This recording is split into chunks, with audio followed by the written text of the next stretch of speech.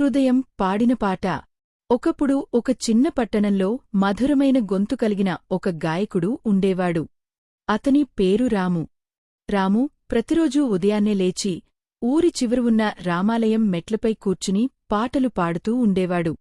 అతని పాటలు ఎంతో శ్రావ్యంగా ఉండేవంటే ఆ పరిసరాలన్నీ ఒక దివ్యమైన అనుభూతితో నిండిపోయేవి. పక్షులు సైతం తమ కిలకిల రావాలను ఆపి అతని పాట వినేవి.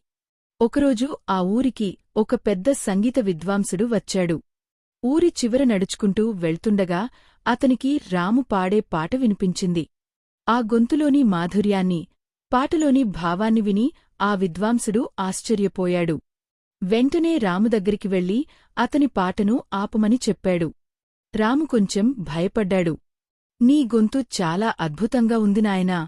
నువ్వు ఎక్కడ నేర్చుకున్నావు ఈ సంగీతం అని ఆ విద్వాంసుడు అడిగాడు. రాము వినయంగా, నేను ఎక్కడా నేర్చుకోలేదు అయ్యా. నా అంతటా నేనే పాడుకుంటాను అని బదులిచ్చాడు. ఆ విద్వాంసుడు ఆశ్చర్యపోయాడు. ఇంత మంచి గొంతు, ఇంతటి భావం ఎవరి శిక్షణ లేకుండా ఎలా సాధ్యమని అనుకున్నాడు. వెంటనే రామును తనతో రమ్మని, అతనికి సరైన శిక్షణ ఇస్తే గొప్ప గాయకుడు అవుతాడని చెప్పాడు. రాము తన ఊరిని, తన రామాలయాన్ని వదిలి వెళ్లడానికి కొంచెం బాధపడ్డాడు.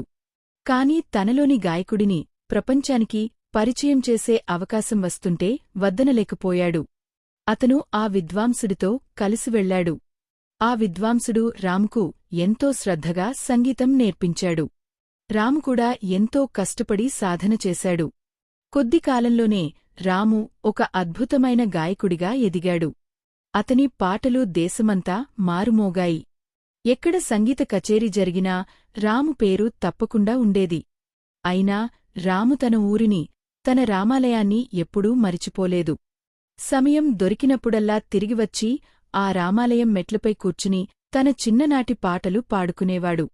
ఆ పాటల్లో ఇప్పటికీ అదే స్వచ్ఛమైన భావం, అదే మధురమైన గొంతు వినిపించేది. అందుకే అంటారు, ప్రతిభ ఎక్కడ ఉన్నా అది తప్పకుండా వెలుగులోకి వస్తుంది. సరైన ప్రోత్సాహం ఉంటే మరింత గొప్పగా ఎదుగుతుంది.